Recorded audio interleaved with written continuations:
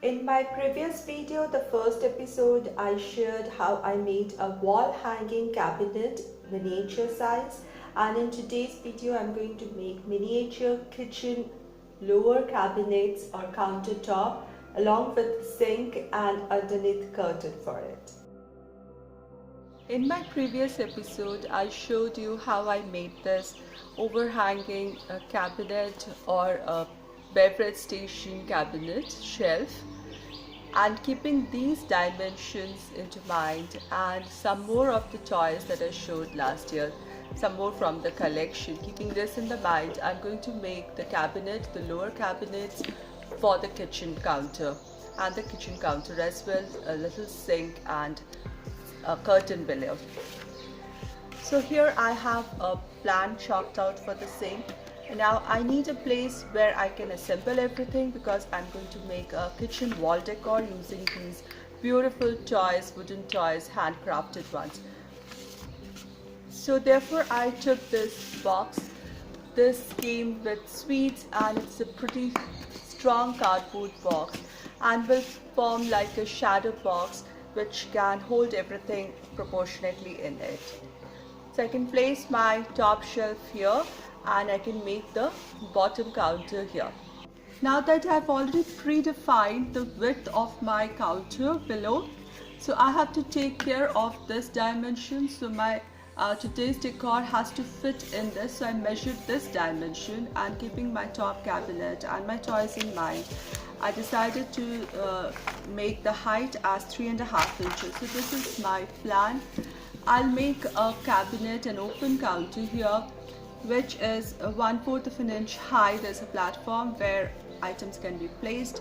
Then there's an overhanging edge of 1/4 inch and the countertop rests over this. This portion will also be in charcoal gray black color, whereas I want the countertop in white marble, so that will be done later.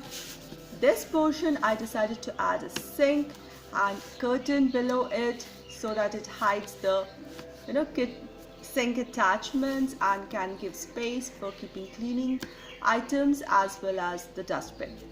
So this is my plan, and accordingly I used different cardboard pieces and cut them out. Now while cutting them out, I found a piece which was already folded over, portion of a cardboard, which can form the back side of this cabinet, and this portion, it is of a wonderful size which can form the top. Otherwise one can just glue the two pieces together, the countertop, it will come on the top. And then I have cut out a piece that would go onto the side like this. So similarly I'll cut another piece out.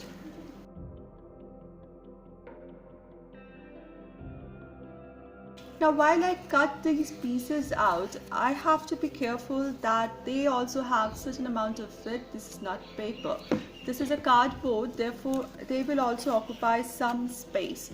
So in my case, because this is a sturdy thin cardboard, so it's about 1 millimeter or 1.5 millimeter thick. So keeping that into account, both the sides, so I cut out a platform for the shelf and the bottom, such that this is say about 3 millimeters less than the width of the back sides. There's a gap here, if you can appreciate.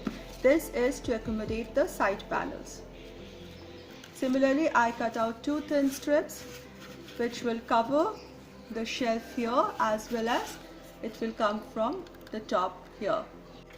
Now I showed you this will form the back side of my cabinets, and this will be the countertop like this. Now I want the countertop white marble, and therefore I took a piece of a white paper, and first thing I'm going to do is cut this paper to the side and cover this countertop in white, because later it might be a little difficult to cover it. So first I'll cover it with white. I'll glue this paper onto this, then go ahead. The top counter should not have any bubbles or wrinkles. It should be smooth and flat as that of marble. and then I fold it underneath so that it's a neat piece of marble on the top.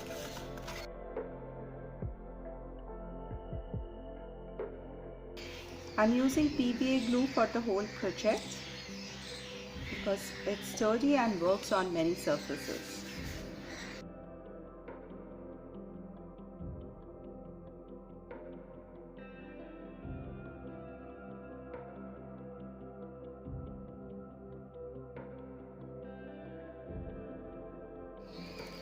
This is going to be the bottom shelf.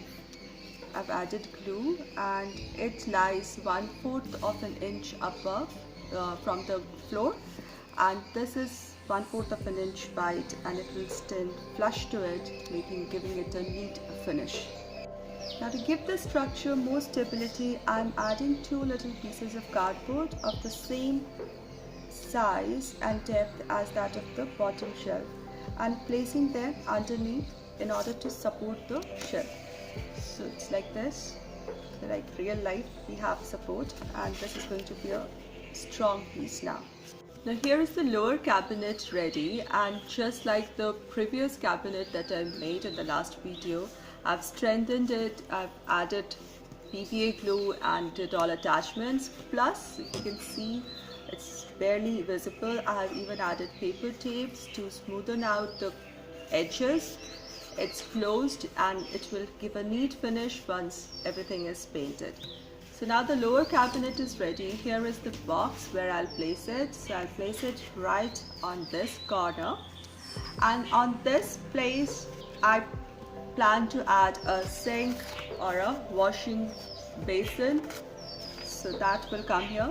So I found this cardboard box of the soap, and this can go in this place. So I'm going to bring it flush to the box at the countertop and then mark it straight so that I can cut it straight. I'm going to cut this box into 2 pieces.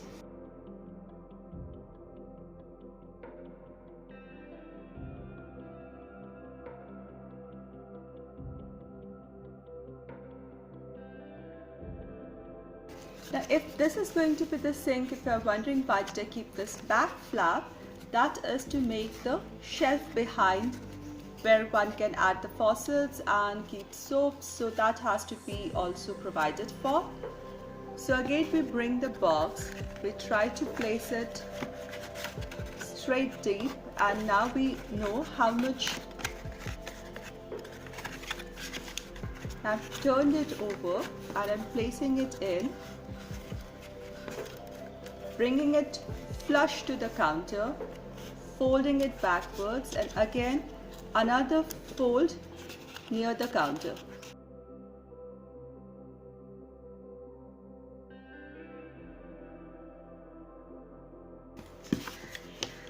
So this way a shelf will be created on this portion of the sink where the faucet can be added and soap dispensers and all that can be placed. So I'm going to cover this whole thing with white paper because it needs to look like ceramic.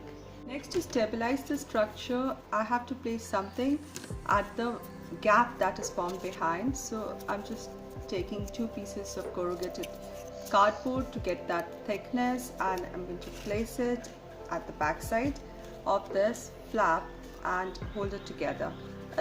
Attach the tape together so that it's now a very stable structure, and now I can cover it with white paper and then attach. Here is the sink or the basin ready, so I'll keep this aside and will paint this portion.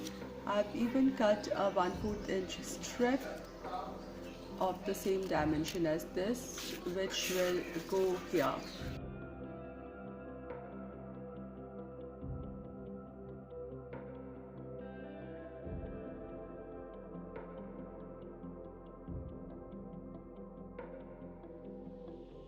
Then I wanted the color scheme to have this soft green, so I got some fabric. It took me 2 days looking for the right colors around, so I got some fabric and I've cut them to the size. Now what is the size? this piece is for the valances, and this height is the height from the sink to the base or the floor of my kitchen.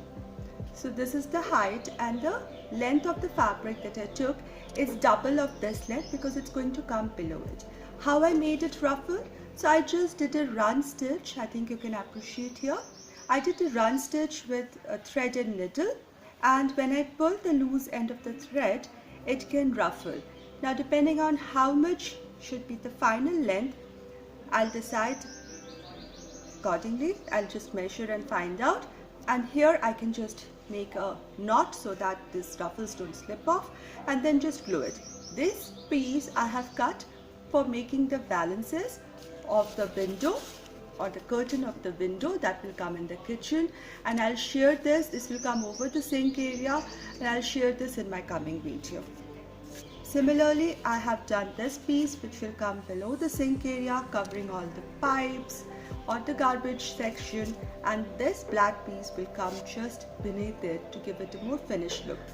I added the ruffles on the top, that makes sense, but I also added the ruffles in the bottom so that it's a small piece of fabric, it tends to splay like this, so keeping it neat was my aim. When I added ruffles to the bottom, it will stay in control, and this will look pretty and nice. I really love how my little miniature kitchen area is coming up.